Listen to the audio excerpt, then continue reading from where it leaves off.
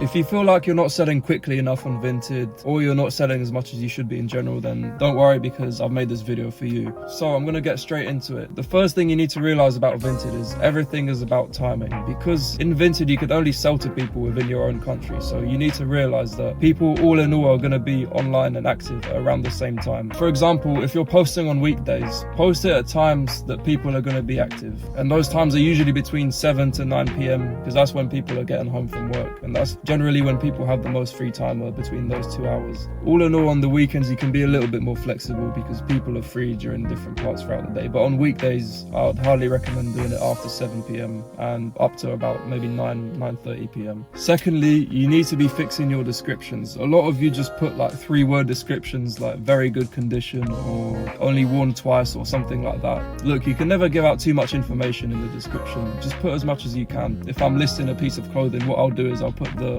pit to pit measurement and the collar to hem measurement, which is the length. So vertical and horizontal length of the jacket. And if you're doing like dresses or blazers, definitely do the sleeve length as well. It doesn't take long. You can do all these measurements in 30 seconds. Also, a nice touch in the end of the descriptions would be to put something along the lines of "thank you very much, please feel free to get in touch," for example. Just make your account look like it's approachable, like it's professional, and people will buy from you, because most people on Vinted, they don't put any effort with their listings. With eBay, it's the opposite. People generally are a little bit more specific on eBay. On Vinted, I'd say you'll definitely get ahead of most competitors if you just take decent pictures and you're very specific about your descriptions. Chances are there's going to be more than one person that has your item somewhere, so these little things can make the difference. Also, if you're super concerned about your item not selling, like it's not getting any favorites, it's not getting much views, then what I would do, instead of just lowering the price or bumping it, what I would do is I would relist it entirely. Vinted don't cause any problems with this. Literally just relist it at peak time and people will there'll just naturally be more demand for it.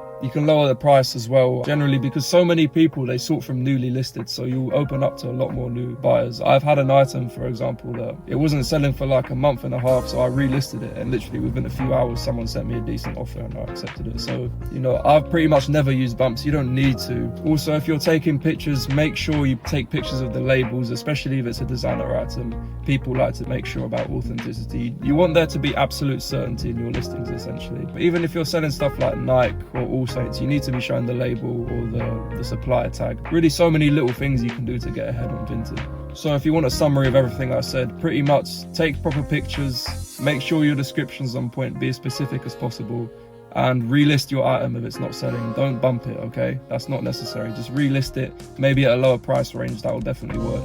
And post during peak times as well. So 7 to 9 p.m. I'd say is ideal for weekdays. And for weekends, Saturday early afternoon, maybe 12 to 2, and Sunday again the same, around like 7 to 9 p.m. So thank you very much for watching, guys. I hope you found these useful, and please feel free to subscribe.